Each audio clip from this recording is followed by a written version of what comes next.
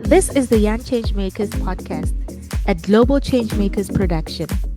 I'm Huiti, and together with Megan, we will be your hosts for this season. If you'd like to learn more about the resources and programs that Global Changemakers offers, visit www.global-changemakers.net. Hello, everyone, and welcome back to another episode of Season 7 of the Young Changemakers podcast. I am so happy to have yet another chance to be with you today, and we have an amazing guest. I know I always say this about each and every guest, but it's just because the caliber of change makers and just the human beings who come on this podcast is mind-blowing and amazing. So today we have the amazing Savannah Cozzi from South Africa, a Changemaker alumni from 2023. And we're going to be talking everything education, digital literacy, and women's empowerment. Savannah, welcome. Hi, Hotzi. What an honor for me to be with you today. It's always so nice getting to chat to you. So thank you so much for having me on. Thank you so much for making the time. So we're just going to go straight into it. But before we usually go into what we're talking about in the podcast, I always love to do a check-in.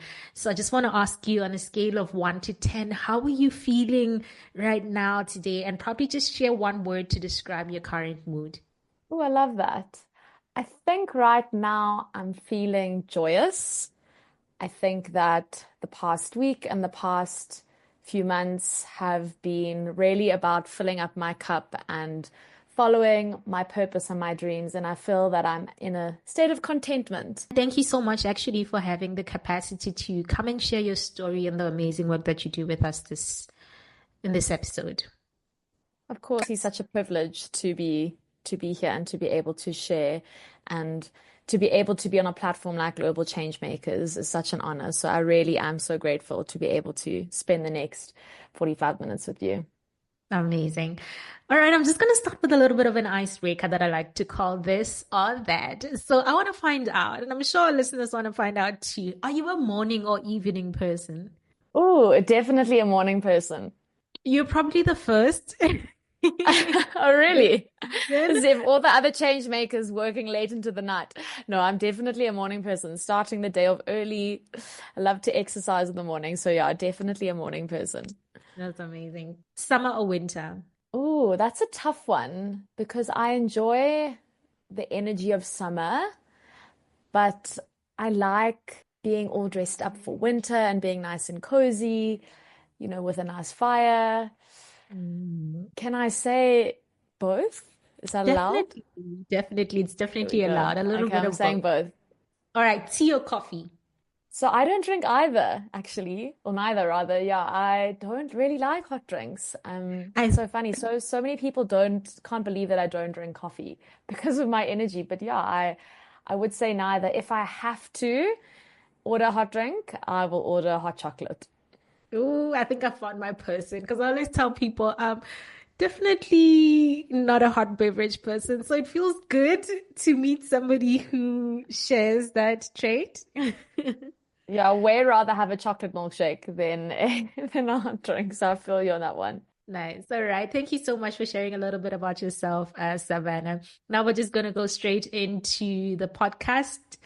And I want to find out, so you're definitely a multifaceted individual. And I really love that you tap into the different aspects of your life and the different hobbies and joys that you love to do. You're a lawyer, you're a ballet instructor, a founder, and an overall change maker of notes. So I want to allow you to just introduce yourself and share a little bit about your background and your journey as a change maker, and just let us know what motivated you to start doing this important work. Sure. Thank you, Hutsi. I think that's the first time that I've ever sort of been introduced as multifaceted. And I'm really grateful that you use that word, because I think for so long it was something that I used to shy away from and would be so nervous to share that I had multiple passions and multiple interests. But as I'm growing and developing to be the best version of myself, I'm stepping into that power and knowing that it's amazing to be interested in so many different things and to be passionate about so many different things. So as you said, by profession, I'm a corporate attorney, having worked in the public law sector in South Africa. specifically in public law, and we would specialize there in an array of procurement, opinion writing of constitutional law matters, to looking at tenders and so on. But I like to say that by profession, I'm an attorney, but by passion, I'm focused on education, entrepreneurship, and women empowerment. And I think those are the three pillars that I find myself channeling my time and energy into, different activities, organizations, and obviously now my work. And I think that for so long, we have been told that you need to just follow a niche. Growing up, I had this idea of I wanted to be an impact, and the default to me, I thought, was, go into law because law can be so transformative, but there's so many ways to be impactful, and there's so many ways to hone into your skills and your strengths to do the work that you want to do. And I really found there was such a benefit in volunteering, because volunteering really allowed for me to unlock my passions and allowed for me to unlock my strengths and to see that there's so many opportunities for us to serve. And with that is how I came across my passion for service in a more practical way than a more legal, policy-driven way. And I found that that's actually where my strengths lie, is to be on the ground, working in projects, working with people on a day-to-day basis. And I think in all that I do, I always go back to my favorite quote that I learned when I was 16 years old, and that is, service to humanity is the best work of life. And I think that's something that I really hold true in all different aspects of my career, is that I believe that service is pivotal to what I do, and I hope to continue to serve in many different areas and many different professional settings and organizations as I grow old.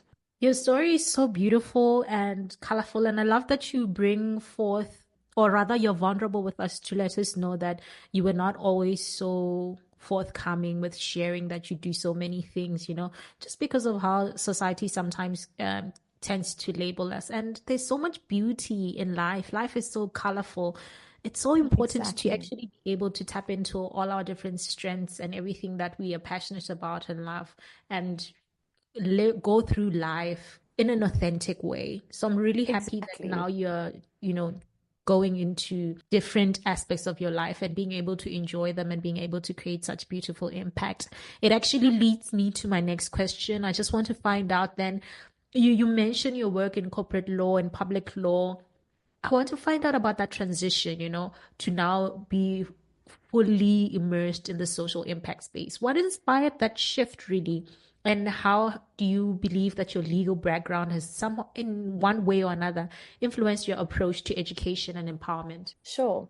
I just want to jump on the point that you mentioned just now, because I think it's so pertinent. So often we aspire to an idea of success. And I think so often people promote this idea of having a niche, because if you have a niche, you become an expert in a particular thing, and then you are likely to be successful, which by all means, it's very traditional, but 9 times out of 10, that is the case. But if your passion is something, like mine, which is service, I believe that I want to become someone that's consistently serving in so many different facets, that is what I want my niche to be, that I'm known for someone who's consistently serving in so many different ideas. And it's not traditional. It's what I define as success. My success is very different to someone else who might say they want X amount of money in their bank account. Mine is based on the people that I'm engaging with and the interactions and the impact that I make through that. So it's really interesting that, we've led to this conversation, because I think it is something that is so important, is that you've also got to figure out what your definition of success is. And I think leading on to the next question that you've asked is, I never wanted to be long-term a corporate attorney. That was not my definition of success. My definition of success was being someone that was serving on a day-to-day basis. So the transition is difficult. Don't get me wrong. Being in a very somewhat sexy, glamorous corporate world where, although it's not exactly like Suits, what you see in the movies, it's still very much hard work, and it's a space where you're learning a lot and you're engaging with these really amazing individuals. And I just found that it wasn't something that I wanted to pursue long term, although law was something that I wanted to be able to have the knowledge in. And as I like to describe it, to have the tool in my toolbox. It was never something that I wanted to be practicing long term. So I made the difficult decision to leave. And I left not because I hated law. I really enjoyed the team. I enjoyed the work. To this day, I miss aspects of it because it was so intellectually stimulating. But I knew that my strengths, my passions lied somewhere else, and that I needed to do whatever it took to get to there. And hence why I then decided to leave corporate law and to go after what I had dreamt about being in. Again, the way you share your story is just so beautiful. I love that you call it a tool in your toolbox because really it sharpens you to be the individual that you are today. And for sure, the work that you're doing is so impactful. It's so amazing. And we'll talk a little bit about it even further on in the episode. I promise you, the work that Savannah does is just amazing. But before that, I want to find out actually, how did you find out about Global Changemakers? And, what motivated you to join this amazing network? And how has it impacted your work? Global Changemakers has, truly been transformative. I was actually thinking about it yesterday because when I took a gap year, I applied for Global Changemakers, and I think I found Global Changemakers online on one of those opportunity pages. And I was on the Camino, which, if you don't know what the Camino is, it's basically a walk that can consist of up to 600 kilometers across Spain. And I was doing this walk in my gap year. And one of the final days, I remember checking my email, and I was in a setting with a bunch of strangers, and I opened my email and I saw that I got it. And I was so elated, and I now had to explain to these strangers, also these strangers were from all over the world, what exactly Global Changemakers were. And everyone was just so kind and celebrate me for me that day. And one of my friends, I guess now that I met on the Camino, she actually saw that I had shared the Global Changemaker Summit for 2025. And she said, "Oh my word, I recall you got it when we were on the Camino," which is just so crazy. And then in terms of Global Changemakers, I really believe that the summit and the network and the community has been so transformative. I mean, I think in any of these sort of events, it always comes down to the people, and the caliber of change makers that Global Changemakers selects truly is unbelievable. And I'm so lucky that I now am surrounded by a community of people that are like-minded, but also doing the most unbelievable and incredible work across the world, that it inspires you to consistently pursue your passions because people are doing such great work. And I also think, the byproduct of being part of a community like this is funding opportunities, is networking opportunities. I now know people that live all over the world. I've got friends in New York, I've got friends in Colombia, and that is the beauty of Global Changemakers, as they bring so many, I don't even know how to describe it, so many just powerful people together, and you creating this community that you're going to have for the rest of your life. That is definitely one of the key pillars of Global Changemakers, and really for me, what sets Global Changemakers apart.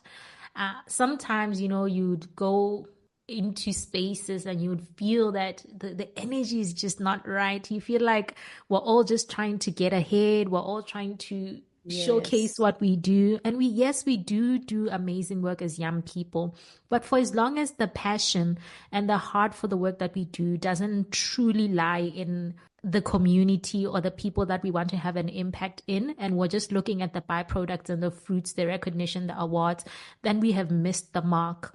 But one thing that Global Changemakers really has as the center is just not forgetting that human-centered need and design, that we do what we do for our communities. Everything else really is just the aftermath, but not the main purpose, not the why. And I just appreciate how much you speak of the work that you do with so much passion, because as part of this community, you understand that is the core of it all. We are doing it so that we have a positive impact in our communities and in the lives of others. So exactly. Thank you. Hotsi, do you mind if I share a story? Now, you've just thought of a story, and it's actually from another change maker that I met in the 2023 summit. And she taught me something that has just stuck with me. And she was saying that she's been in the impact space for really, really long. I want to say like 5 years or so. And if I'm not mistaken, she does her work in Liberia. And she was telling us how she'd always had ambition and dreams to get her work at a more global stage, to be able to, share what's going on in her country, but also to just obviously get more funding and more opportunities to excel her work. And she was saying this one piece of advice that's really stuck with me is that the biggest way to get to these international stages or to get your work globally recognized so that it can then be even bigger than what it is now is to focus on doing the work. And I thought that was so powerful because so often you're so hungry for, like you said, sometimes these spaces, you're so hungry for the achievement or the recognition. But if you're just focusing on doing the work, people will recognize you and the opportunities will come for you to expand your work and to accelerate your work. And it's really stuck with me is that if you have ambitions to get your work on a global stage, in these international organizations, or to, I don't know, you live in South Africa and you want people in America to know about your work, just focus on doing a good job at your work and to serving the people in your community, because that is real impact. It's not focusing on trying to win that award in America. It's focusing on doing good work and being passionate about the work that you do every single day.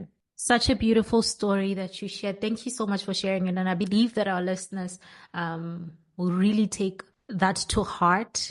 And I actually want to remind everyone that is listening to please subscribe to the Young Changemakers podcast if you haven't. I'm sure you've already listened just to how amazing this conversation is and all the other episodes as well. So please subscribe, leave a comment, and make sure to share the Young Changemakers podcast with other young people, everyone actually in your network. So now, Savannah, I want to hear from you. Why do you think it's so important actually to have that mentorship, especially you in the education space who's nurturing future leaders? I think mentorship can be really transformative because you're having people in your space that are supporting you and guiding you to where you want to be. So I think particularly in an education setting, it's so important for young minds to be able to have leaders or people in their community that are guiding them in the career decisions that they're wanting to make or the tools that they're wanting to unlock because they're wanting to be an entrepreneur. And I think the more mentorship and the more guidance we give to young people with the right tools and the right resources, it can unlock them to be thinking differently and to be thinking bigger than what they might be if they don't have those opportunities at their disposal. I definitely agree with you, Sav.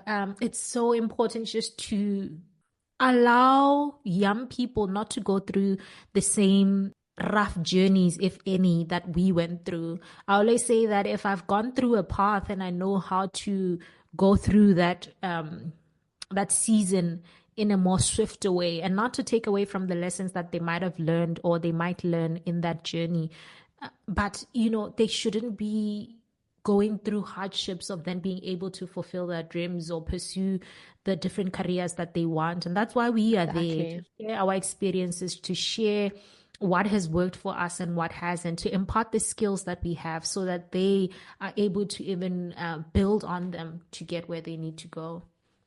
And also to unlock hope, right? Because I think so often, in the communities that we work in, is that sometimes the first step is unlocking hope.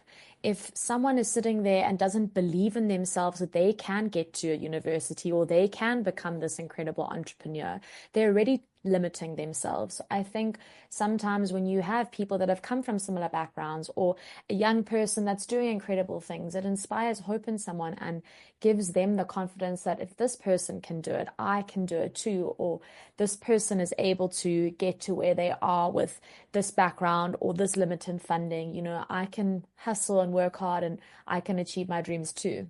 Definitely agree. Representation matters. Representation matters. So I want to find out then, what are some of the challenges or obstacles that you've probably encountered when implementing your educational programs or initiatives, and how have you navigated these challenges as a young education advocate?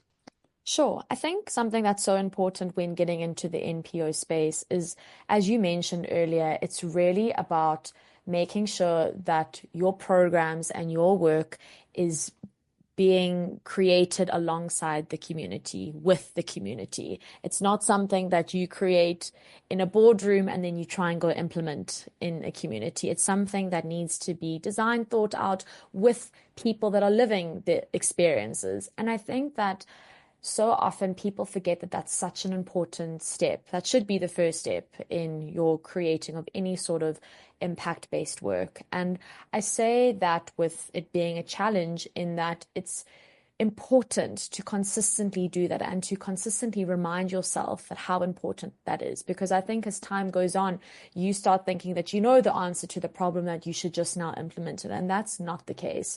To consistently go into communities and to be working with the leaders, the principals, the teachers is the best way to problem solve. And sometimes that can be hard too. You know, teachers are overworked, so now they might not want to spend more time now reaching out and design thinking with you, or you know, finding the right leaders to chat to in the communities is sometimes, you know, not that easy. So I think that's definitely one part. Whilst it is a challenge, I still believe that it is such an important aspect. And again, it's in the same vein, it's such a crucial opportunity.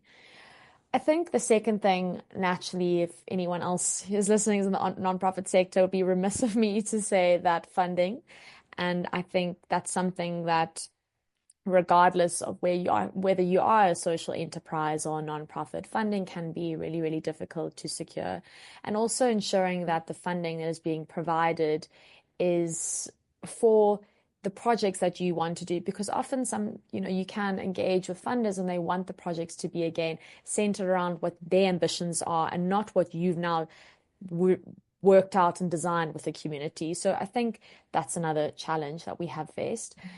And I think the third one in a South African context is the crucial need for collaboration. Having now gone full time into the social impact space, I was quite shocked and surprised how all these social impact organizations are working in silos. And I think it could be a reason could be maybe because of the lack of funding. So people are quite scared of maybe working together, that the funding will be limited. But there is such a need for more collaboration, because at the end of the day, we all have one shared goal and we need to be consistently reminded of that. And the more we collaborate, the bigger the impact can be. And I think Global Changemakers has taught me a lot about the need to work together in coming up with solutions. So yeah, I'd say those are some of the challenges that I have faced, but nonetheless, they still pose opportunities that you can work towards and resolve. And whilst they're challenges on some days, they're opportunities too, and we just roll with the punches. No, but you've mentioned some really, really important and insightful points, Savannah. Especially you're leading me to one of the questions that I want to talk a little bit about, the collaborative work. But as we get there, you speak of uncapped funding, or is it uncapped funding? Basically funding that is open for the organization to use how they see fit for their programs. Yes. Dictating how funding must be used is just the same as not providing the funding at all. You're making it very difficult to create programs that are tailored to the actual people that need them, as you've mentioned. So I definitely agree with you on that one. I want you to tell us a little bit about the Education Outreach Foundation. I'm so excited. Oh man, I've had the opportunity to see some of your work on social media, but I want you now to share with our listeners of the Young Changemakers podcast about Education Outreach Foundation, what motivated its establishment, and really what specific gaps in South Africa's education system were you aiming to address? So the Education Outreach Foundation is a nonprofit in South Africa, and we believe at the Education Outreach Foundation that opportunity can be unlocked through education. So we have two core pillars. The first is digital literacy, and the second is educational opportunities. We found through the research that we did that there's a massive digital divide in South Africa, and we have seen that not having access to digital tools can be really limiting when a learner finishes school and then enters into the working world. And we are really wanting to try alleviate that disparity, but also unlock tools that learners can now be empowered to be able to use a computer or be able to access the internet, but more importantly, be able to use digital tools that they can then use to job search, to learn various skills and to go on and be the best versions of themselves. So right now we have an array of projects that are centered around our two core pillars, and we have bigger ambitions along the line to create computer labs and digital learning hubs that would be accessible to learners from under-resourced communities. That is just beautiful. You've identified a gap, a very big and important one within the South African community, and you are doing something about it. Congratulations on 1 year. That's 1 year of impact and amazing work. I'm just so excited to see how much the Education Outreach Foundation grows and continues to have that great positive impact. And you actually, to join it to what we talked a bit about earlier, when you were speaking of collaborative work, I just want to find out why you believe it's so important. And I'm speaking towards collaborative work because I've seen you partner with other organizations, and I hope I'm able to, or I can mention Gold's Gym and just other different stakeholders that you've come together with to do this amazing work of ensuring quality access to education for the youth of South Africa. Why is collaborative work so important for EOF? I think collaboration is so important because the impact and the reach can be far greater if we come together and pool our time, resources, and the opportunities that we have. So at EOF, we are very intentional about collaboration, whether that be from our actual programs and projects, working with other organizations. I mean, just the Future Forward workshops that we've hosted recently, which is focused on career guidance, digital literacy, and educational opportunities. We had, I think, about 4 or 5 other organizations that we partnered with to implement that, using their resources and using their tools. And I think it's been amazing because sometimes it's important for us to know there's no need to reinvent the wheel. There's such amazing organizations and tools out there that we can use that can be of benefit to the communities that we're working with. But also it's about being creative and innovative in how we do things. You mentioned Gold's Gym. That is the gym that I actually go to every week. And there I saw an opportunity to be able to share with the Golds community what we're doing as an organization, but also to help raise funds. So their collaboration was started where once a month we host a workout class or a fitness activity, and all the proceeds from that then go to the Education Outreach Foundation. And that partnership has been amazing because just by virtue of hosting these workshops, I've met other people in the education space that I wouldn't have known if we weren't doing this, and similarly had introductions to people that are potential funders from this. So I really, really believe that the more you and us all collaborate in the work that we do, the greater the impact that can be done. And again, I think it's all about the people. So the more people that you're working with, the more change makers you are working with, the more people that you're going to reach, and the more change makers you are going to create. Amazing. I definitely want to congratulate you on that one. You are showcasing why, a living example of why it's so important to work together. If we want to go far, we have to go together, and there's no two ways. So now another amazing organization that you have co-founded, an amazing platform called Socially Gathering, which in my opinion is actually the biggest networking platform for women in South Africa. I see it already happening. And I just want to find out if you could share a little bit about that, the vision behind this initiative. And yeah. Sure, of course, happily. So Socially Gathering's vision is to be the best and biggest female networking platform in South Africa. And as you said, I think we are close to getting there, which is really, really exciting. We have expanded across all over Johannesburg and Cape Town. And as mentioned to you earlier, that we have expansion plans across the country too for this year. And what we believe at Socially Gathering is that the more women you know, the more likely you are to hire or use a woman-owned business. The more women you know, the more likely you are to celebrate another woman and share their name in a room full of opportunities. The more women you know, the more likely you are to make another female friend.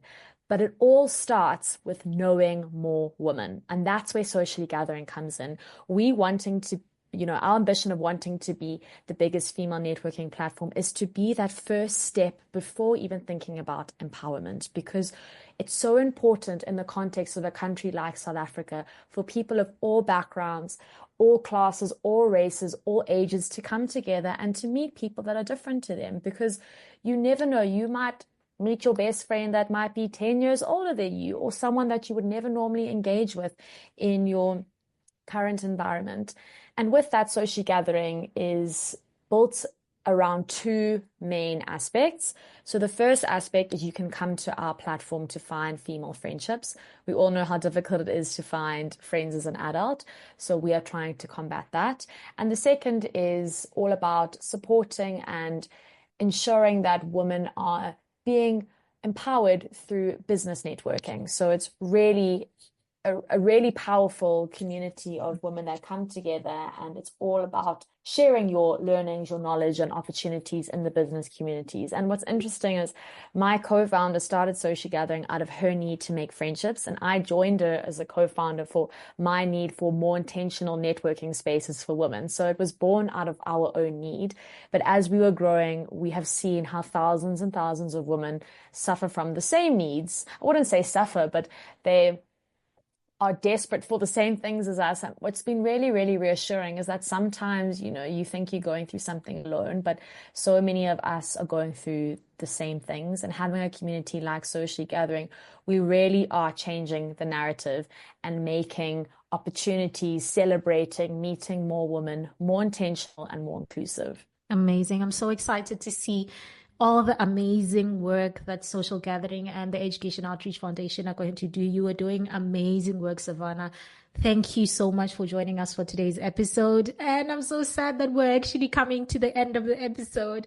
But before we go, I just want to remind all our listeners that Global Changemakers has a different array of tools, resources, courses available at that website, www.global-changemakers.net. So definitely check out the website and you'll be able to see all these amazing courses on ecology, on sexual health and reproduction, menstruation, as well as project management. And once you complete the project management course, you will be eligible to apply for seed funding for your project or your work as a change maker, provided you are below the ages of 30. So with that said, Savannah, I just want to find out from you, what advice would you give to another young person, a change maker who says, I'm passionate about contributing to my community in a positive way, especially within the quality education space? What advice would you give them if they don't know where to start? I would say be curious. Start small and show up. And I say those three things because I think those are the three things that I've learned in my journey. By being curious, by consistently asking questions, by consistently researching opportunities, by consistently reading news articles, you become more informed on what you want to do. By starting small, if you have an idea or a project, you don't need to start a nonprofit in order to execute on it. Volunteer. If you have an idea, go to an organization and ask how you can offer your skills and time and resources by doing that. And then lastly, I think showing up is just to consistently work at it, because I think there is so much value in consistency and so much value in just going after what your calling is and what your passions are day after day, because it's not easy. I think that there's so many challenges that come across your way that you don't plan for, but it's that notion of consistently showing up, that the bad days will be overridden by the good days, because your work will make such a big impact. Even if you think it's so small, it makes such a big impact. Wow. Thank you so much for these words of wisdom. I always have a I'm going to coach you moment during the episodes, and this is definitely mine. Be curious, show up, and start small. Thank you so much, Savannah, for joining us. But if our listeners are wondering, where can they connect with you? Where can people find you, especially on social media? Yes, you can find both Socially Gathering and the Education Outreach Foundation on both LinkedIn, Instagram, and TikTok. And then if you're curious to chat to me or if you want to ask any questions, I'm super happy for you to reach out on my personal pages as well. And you can find me on LinkedIn, Instagram with my name, Savannah Cozzi. Thank you so much for joining us. If you're curious to find out more, definitely reach out to Savannah. She's an amazing individual, as I've mentioned, and I cannot thank her enough for the time that she's given us, sharing her story and these words of wisdom. Thank you so much to our listeners. Remember to subscribe and to share the Young Changemakers podcast with others in your network. My name is Huitsi from the Global Changemakers team, and until next time, thank you. Thank you for listening to the Young Changemakers podcast, a Global Changemakers production. Remember to like, share, and subscribe to the podcast wherever you listen to it. And if you'd like to find out about the resources and programs that Global Changemakers offers, visit www.global-changemakers.net. Until next time.